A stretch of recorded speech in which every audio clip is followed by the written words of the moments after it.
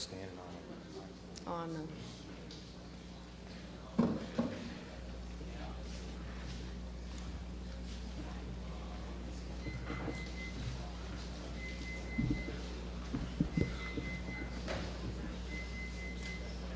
Good morning, and once again, welcome to Atlanta.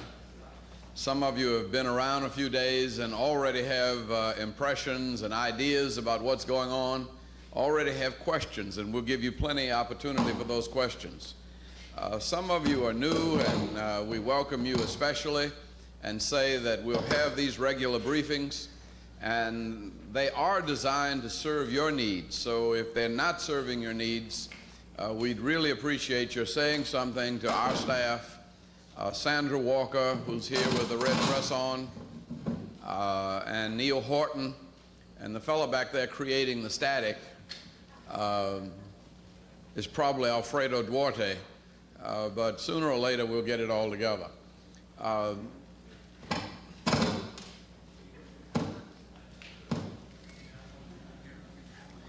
We'd like to begin this morning by introducing two gentlemen who've been very helpful in helping us to create the notion that it is possible to house America's homeless, that it's possible to have affordable housing in the United States of America, and who have demonstrated this with a project here in the city which we went out and laid one brick on about just 3-4 weeks ago.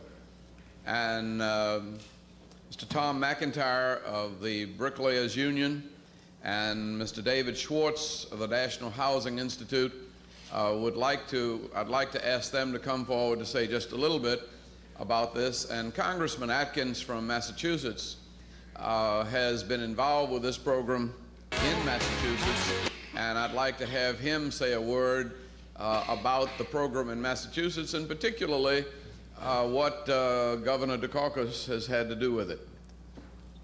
Okay. Thank you, Mr. Mayor. My name is Tom McIntyre, and I'm the International Vice President for the Bricklayers Union, and work with Howard Hansen, who is the Regional Representative for the Laborers Union here in Atlanta. And together, those two international unions built the house with the South Atlantic Trust. Talking about what we were going to talk about earlier today, Howard and I were talking about the fact that many of us were born and raised during a depression. Everybody was poor. Everybody in the neighborhood was poor anyway. And the point is that as we moved along in that thing, you discovered that there's a lot of richness in poverty, and so those kinds of richness and whatever, that's what we're doing in Atlanta. That's what we do in all of the neighborhoods that we're in. We're sharing in the richness that where our roots were, where we came from, and that's what we're doing in the affordable housing business. And we do that by the utilization of our pension funds. We leverage our pension fund monies. We borrow money from banks at a rate less than what most developers can do it. We have mayors like Andrew Young who give us the land for nothing. We are a zero overhead developer. And those three items in Massachusetts have allowed us to build affordable housing in probably the hottest real estate market in America. Just as an example, we built 18 units in one of the neighborhoods in the city of Boston. Our first endeavor, we built them and sold them for $70,000. They were assessed at $140,000. So we build quality. We're proud of what we do. It represents the best, and certainly one of the issues of this campaign, to the extent that it represents union pension funds and banks, and good jobs and good wages, and architects and engineers and community groups, and city government and state government, guys like Ray Flynn and Mike Dukakis. And that's what Dukakis is all about.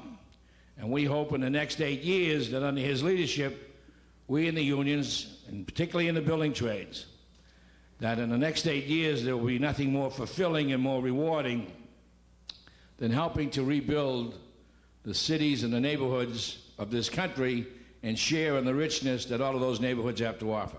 Thank you very much. Now, Mr. David Schwartz of the National Housing Institute. Thank you, Mayor. I'm glad to be here. I want to speak to you this morning about the national scene. I want to say that current federal policies have locked the door and hidden the key to home ownership for millions, more than 2 million of our young families. Since the early 1980s, what have we seen in the United States in terms of housing? A number of very troubling trends. A decline in home ownership for the first time since World War II. A dramatic and ugly and explosive increase in homelessness. A shortage, critical shortage in every state of the union in affordable apartments. A nightmare, a literal nightmare of housing crisis for the poor, with more poor people, with less money, seeking fewer available apartments of declining quality at higher rent.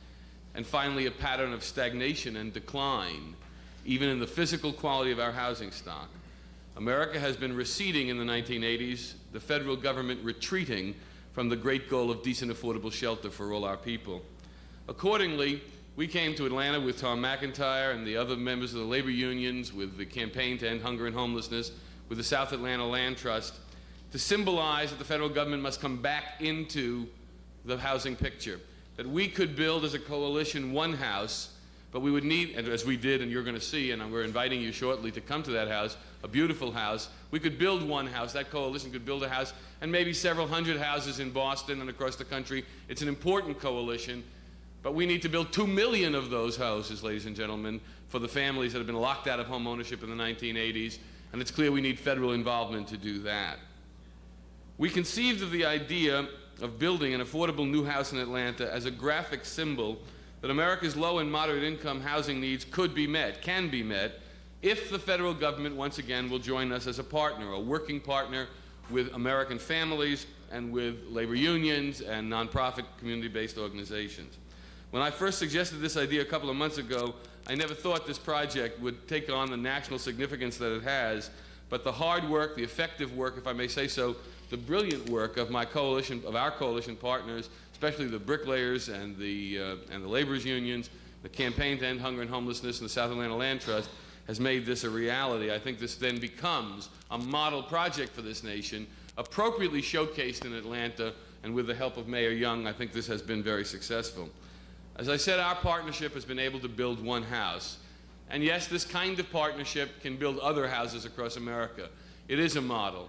But mostly it's a call. It's a plea to the federal government and to those civic leaders gathering this week in Atlanta to bring the federal government back into the housing picture, to join us in a partnership, a coalition of conscience, to build housing for the American people. Finally, I want to say this.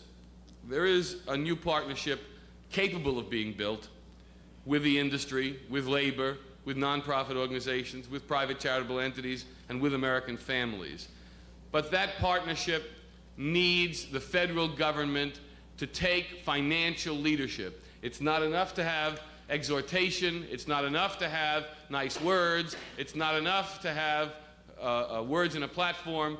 We've got to tell this story in bricks and mortar. That's what we came to Atlanta to do, and it will require an aggressive, effective, cost-effective federal government to help. At this time, I would like to introduce Congressman Atkins.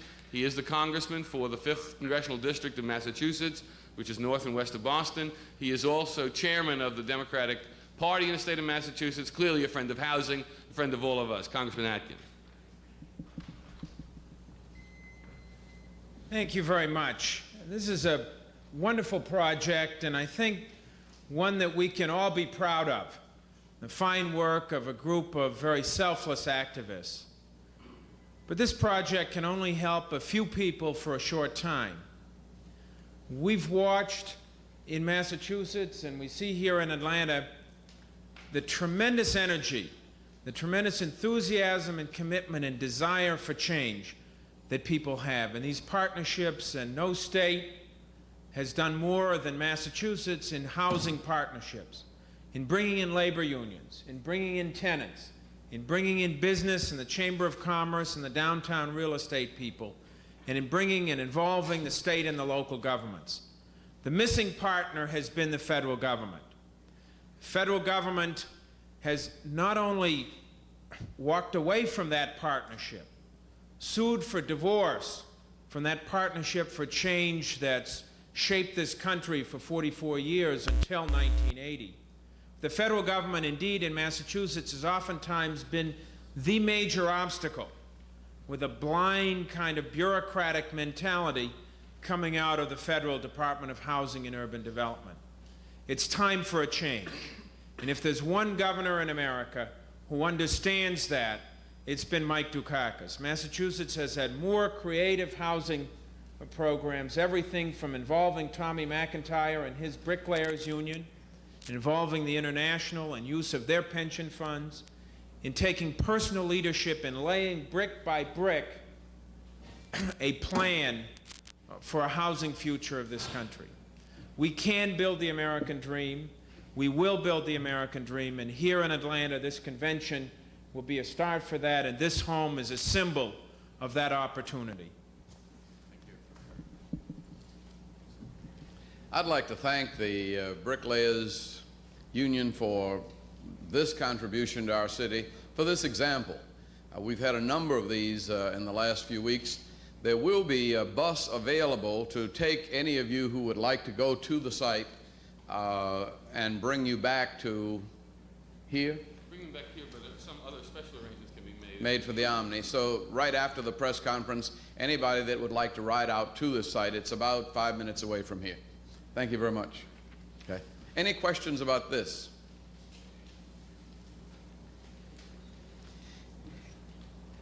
Okay. Thank you very much. Good to see you. And welcome, Chairman Congressman Atkins, and we're glad to have you in town. Well, I'm delighted to be here, and Mayor, Atlanta is certainly, I think, a view of what one person can do, one individual, one public official, working with an active state government, and we hope very soon to have a federal partner for you to work with. Very good. Thanks a lot. Okay. If you let me make a couple of announcements. One, the party this evening for media is at the Georgia World Congress Center starting about 8:30 and going on. And all of the media representatives and their wives and guests are invited. Let's see what else. I think that the Jackson Caravan is expected to arrive somewhere about 3 o'clock at Piedmont Park.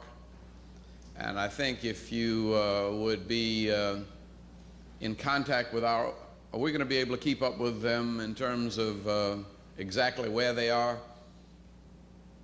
Sandra, will we have any information about where they are en route? The Jackson campus. Okay, we will have information here, so your press numbers from here should be able to give you some information. If there are any questions about anything else, if you would go to the microphones and identify yourselves, we'd be glad to try to address those. It's 1, 2, 3, 4 microphones. Mayor Young, Renee Kemp from Channel 13 in Birmingham. And while I'm up here, I'm going to, if I can, get you to respond to 3 questions. Since we are from Birmingham, and since you do have a relationship with Birmingham that goes very far back, and with Dick Arrington, our mayor, I'm wondering what your reaction is to Mayor Arrington, your counterpart in Birmingham, having been tapped as a peacemaker pretty late in the game, rather belatedly. What is your reaction to that, and what kind of input can he have? Now, I think that Mayor Richard Arrington is one of the most respected mayors in this city, in this country. He's also one of the people in this party that everybody has confidence in. And I think it's not late, it's very early. We're going to have a long time working together. That's what we're seeing now. We're seeing campaigns that have been competitive suddenly coming to the point where all of these differences have got to be reconciled. And I think he can be very instrumental in helping that process. Okay, the second question, what is the significance of the Fannie Lou Hamer Convention, personally to you? Well, I was one of those that helped recruit Fannie Lou Hamer as a part of our citizenship education program. And the Fannie Lou Hamer Convention represents those people who are basically morally and passionately concerned about the problems of the poor, about the problems of those people who are not yet full participants in the American economy. It's very appropriately named, and Fannie Lou Hamer also symbolized the entry of a new South into the Democratic Party. The Mississippi Freedom Democratic Party challenge to the 1964 convention was really what started the reform process. And it probably deserves credit for reclaiming the Senate for the Democratic Party, because it was those Democrats that started, those black Democrats that began to become full participants in the Democratic Party in 1964 that ultimately swung the elections in 1986 and gave Democrats control of the United States Senate. So I see it as an opportunity to keep this visionary and moral agenda before the mainstream of the Democratic Party. It is clearly the prophetic wing of the party. Okay, finally, if you would, Though they may not want to be considered a part of the party completely, but let's say they're a conscience. okay. The demonstrators haven't arrived yet, but we know that they are on their way. Comparisons have been made in terms of the numbers of demonstrators, of course, with Chicago. And in response, you have said that it's going to be 100 degrees in Atlanta, and they can fry on the sidewalks. Some have thought that that was a rather callous statement to make. Do you still feel that way? And how can you guarantee the restraint of your officers compared to the restraint that was exercised in Chicago? Well, one, there was no restraint exercised in Chicago, and it was a different situation altogether. There was a heightened emotional movement coming out of assassinations of Martin Luther King and Robert Kennedy. All of our colleges were in turmoil. There was a tremendous degree of hostility to the Democratic Party because the Democratic Party was being blamed for the war in Vietnam. And there was a police force that was in Chicago that was not accustomed to dealing with large demonstrations. I think all of those things are different here. One, I simply said that we are not going to arrest people and we're not going to have confrontations with police unless people do damage to person or property. And if people damage persons or property, they will be arrested and charged under state statutes, and there will be serious charges brought. But for nonviolent demonstrations, including people laying down in the street, blocking traffic, I say that's, we're not going to be throwing people in jail or dragging people around or creating media events that I think they can sit there until they and the Sun work out some reconciliation. I thought I was being very compassionate. Thank you. Mr. Mayor, my name is Brian Kelleher with Canadian Broadcasting Corporation. What, if anything, do you think Michael Dukakis owes to Jesse Jackson at this point?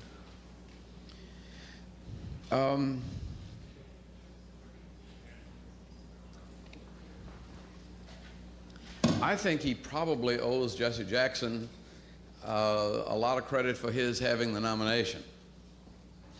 And one of the things that Jesse Jackson has done is that he has defined the territory such that Michael Dukakis is seen by the nation as a moderate, centrist member of the Democratic mainstream, and that Jesse Jackson has very clearly distinguished between his positions and those of Dukakis.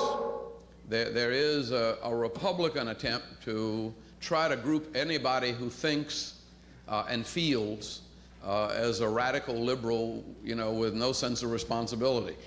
And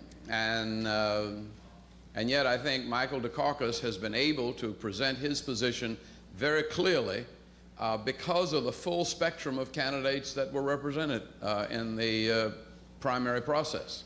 And I think he owes Jesse Jackson a good deal of credit for defining certain issues that I think are critical for the country and making them a part of this campaign, and so that they come across now as mainstream issues rather than way out in left field issues.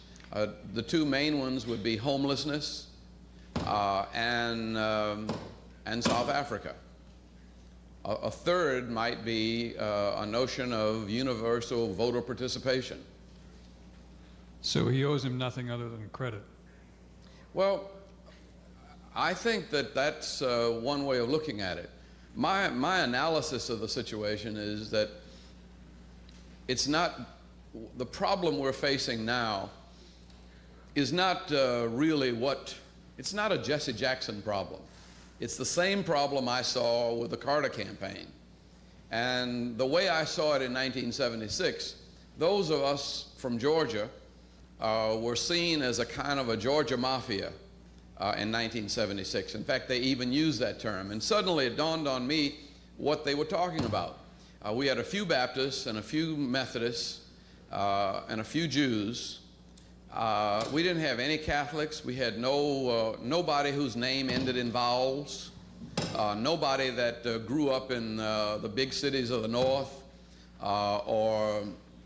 We basically were a provincial regional campaign that won the country.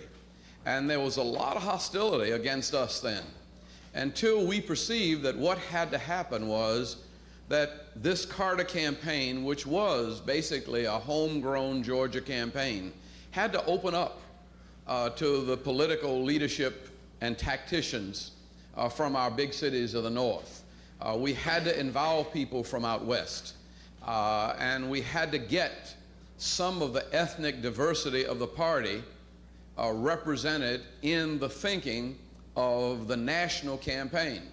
We had to go from being a campaign which was competitive with the rest of the party to a campaign that included all of the party. And that's always a difficult process. And you can view, and I think one of the mistakes that's been made, I think, in the press, is to view the campaign process as a winner-take-all. So everybody other than Michael Dukakis can sit down and relax. They're going to go on and win it single-handedly with all of the wisdom that Massachusetts can conjure up. It just doesn't work that way, and it never has, and it never will. And I'm sure the Dukakis campaign understands that.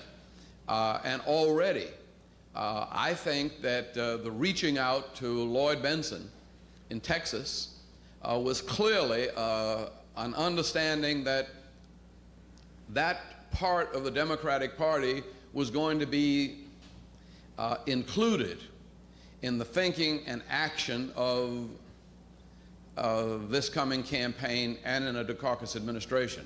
I think Jesse symbolizes the fact, or is asking, that let's send the same signal in some way to the liberal to progressive wing of the party, which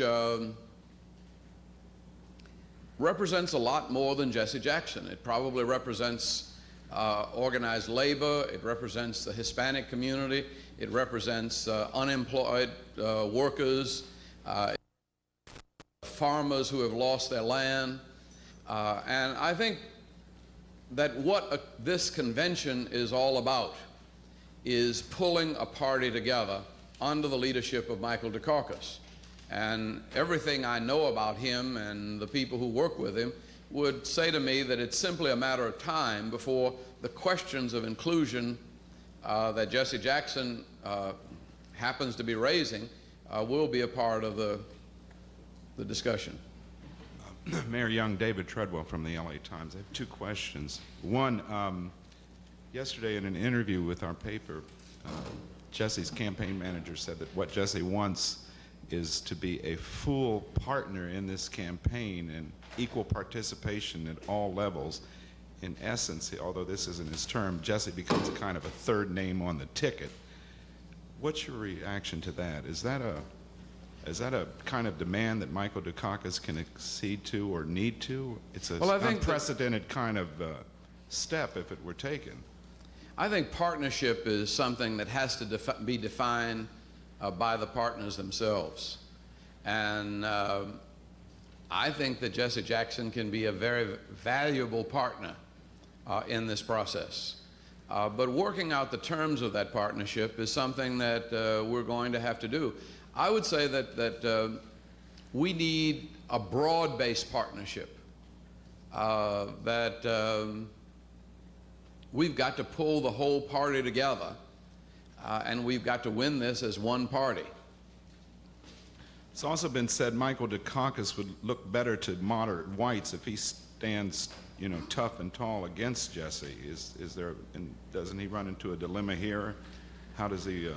No, I think that Michael Dukakis just has to be Michael Dukakis. That he has to be a man of integrity, a man with his who is able to listen and receive advice and guidance, but ultimately make his own decisions and take responsibility for those decisions.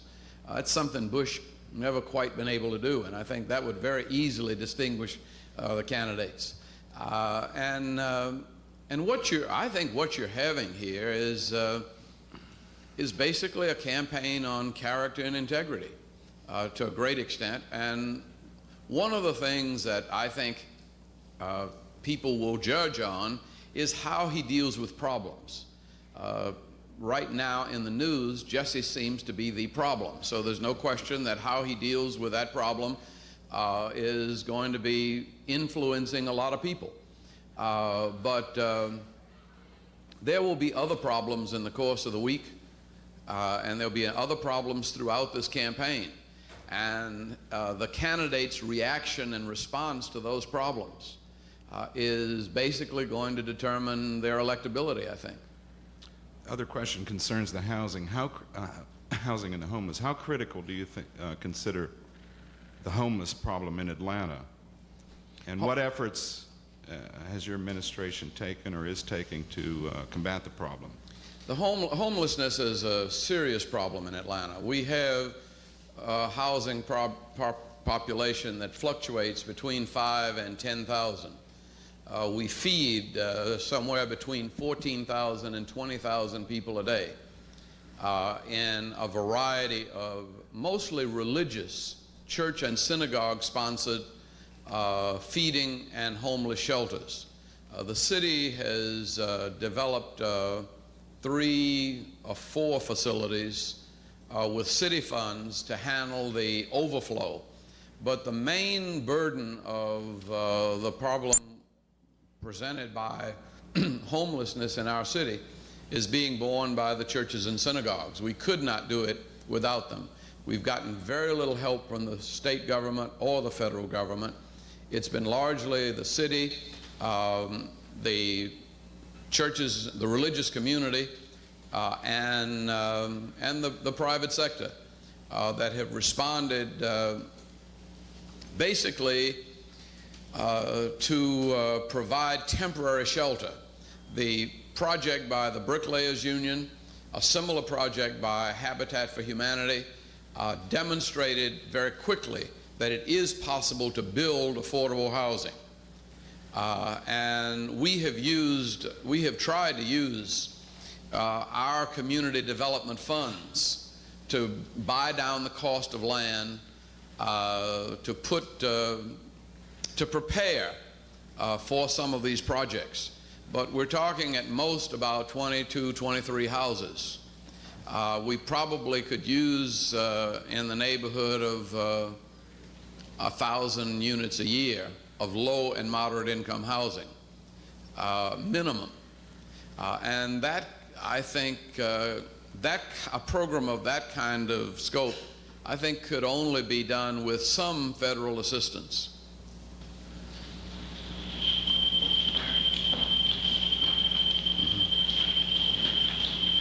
Mm-hmm.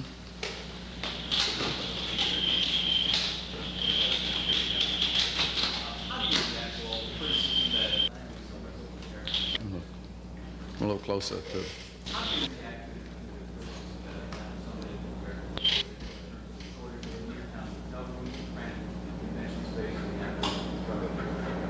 I can't say it on television. We have more downtown hotel rooms in walking distance to our convention city than any city in the world. And anybody that, I mean, there are about 20,000 hotel rooms within walking distance of the Omni. And those are available. This is not a big convention for us. We will have 20, 25,000 people here, but 2 weeks ago we had 40,000, and 2 months ago we had 70 and 80,000, 1 month after it, and we've never had the complaints because we didn't have the 15,000 journalists along with them. But I think what it is where we do have a shortage, we admit, we have a shortage of suites. And when you get all of the big shots of the world coming to town and everybody that's used to having a suite can't get a suite, then it looks like a shortage. But there are plenty of hotel rooms. And they're hotel rooms at half the cost they're used to paying anywhere else. And it's at least in any other major convention city. And I think that, well, I was glad to hear the criticism, frankly. I think I was misquoted on that. I thought it was good to have people with lowered expectations coming in here because it makes it easier for us to live up to if they're not expecting too much. And I think people leaving here will say that they've had a good convention. I don't know that there's any other facility in America where you could have a convention with the two venues. With the Georgia World Congress Center with 32 football fields of space indoors, air-conditioned, where much of the convention activity is going to be going on all day long, and then the evening activities will essentially be televised from the Omni. But much of the business of the convention and most of the social life of the convention is going to be going on right there adjacent.